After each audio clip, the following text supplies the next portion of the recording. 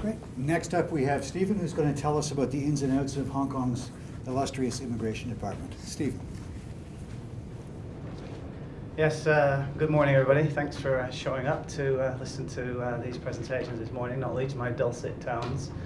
I've been doing immigration for nigh on 25 years now, and back in 1993 when I started, there was no such thing as a startup. All you had was businesses.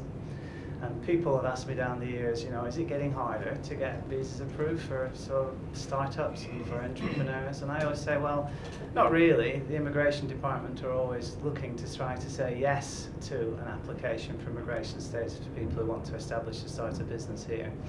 But back in 1993, it was just businesses, and you had to pass the approvability test to show that you could make a substantial contribution to the economy of Hong Kong.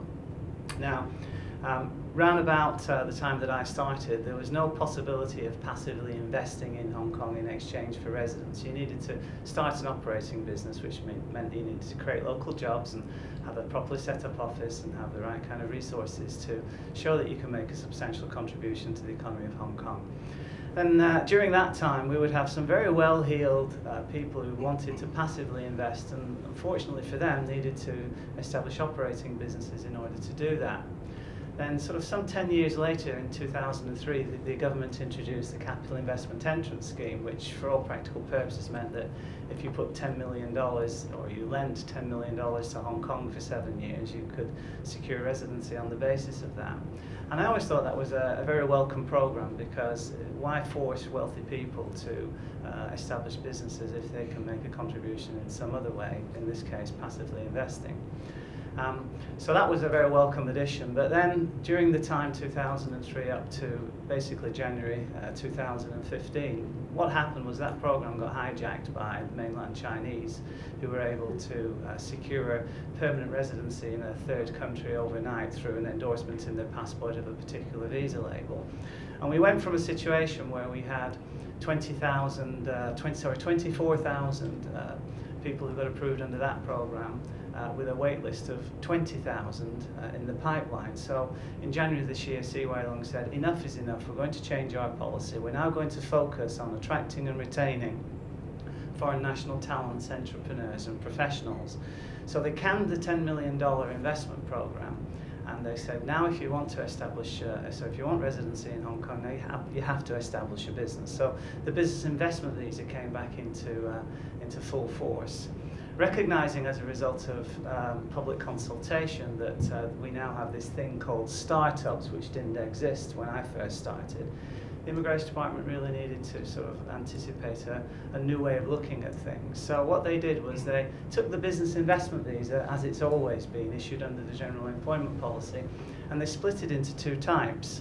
On the one hand, they had the entrepreneur visa, and on the other, they had the startup visa. And all the sort of young entrepreneurs in town, or foreign national entrepreneurs in town, went around rubbing their hands in glee, thinking, this is the solution to all my problems. I've never been able to get a proper investment visa because I haven't got any money.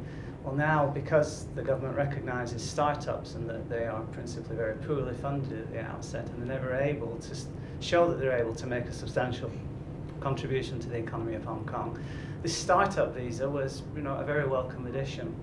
But in actual fact, the startup visa isn't really the panacea that everybody thinks that it is. Essentially what you have to do under the startup visa is show to the Immigration Department that you've got the ability to make a substantial contribution to the economy of Hong Kong, which is what you normally always have to do. And I just repeat, local jobs, you need to have a properly set up office, you need to have funding resources, you need to have non-funding resources to the extent that you can demonstrate to the Immigration Department that you've got a sustainable business. That's really how it's always been. There's no change on that front. But with the introduction of the startup visa on May the 4th this year, it came into effect with the enhancement measures. The startup visa now gives entrepreneurs who don't have any money at the end of the day an opportunity to get a business investment visa by getting onto a government accredited program. And I believe there are 5 or 6 that are presently accredited, Start Me Up being one of them. And essentially what you have to do as an entrepreneur is anticipate two things. On the one hand, you've got to prepare your application for a business investment visa from the perspective that even though you haven't got any money, you can make a substantial contribution to the economy of Hong Kong. But then you can go through, on the other hand, this entire process of being accepted onto one of these accredited programs. And if you get accepted onto one of these accredited programs, then you can tick a box on the application form, and the Immigration Department favourably consider that application. So essentially it means that you're a shoo-in for it, which is, you know, a very welcome addition to the opportunities for foreign national entrepreneurs to secure immigration status here. But actually what it's done for entrepreneurs is really made them make two applications instead of one. And as anyone who is an entrepreneur will tell you that you know, running a business, starting a business is hard enough as it is without having to think about two applications to one government department and one Quango on the other hand.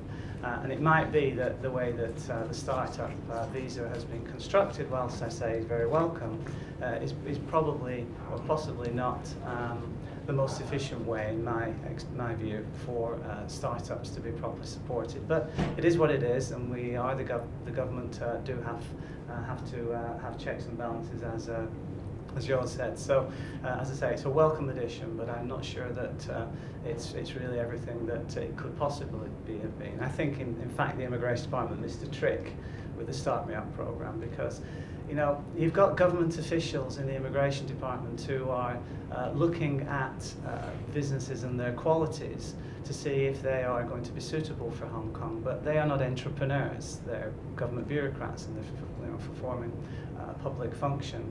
And similarly, it can be said that the accelerator and startup programs that are accredited by the Immigration Department are also not principally run by entrepreneurs. They're managed by people who've got other agendas and have got other things that they need to prioritize rather than understanding the dynamics of being successful in business. And again, most of those people don't have to worry about things like making payroll and credit card advances as most entrepreneurs have to do, for example. So I think the Immigration Department missed a trick in that regard. They could have done something a little bit more creative in that respect. However, it is fair to say that the Immigration Department want to approve applications if at all possible, and I think we're in a much better place today than where we were 20 odd years ago, but I don't think that much has changed. Okay, I'm done. Thank you. Thank you very much.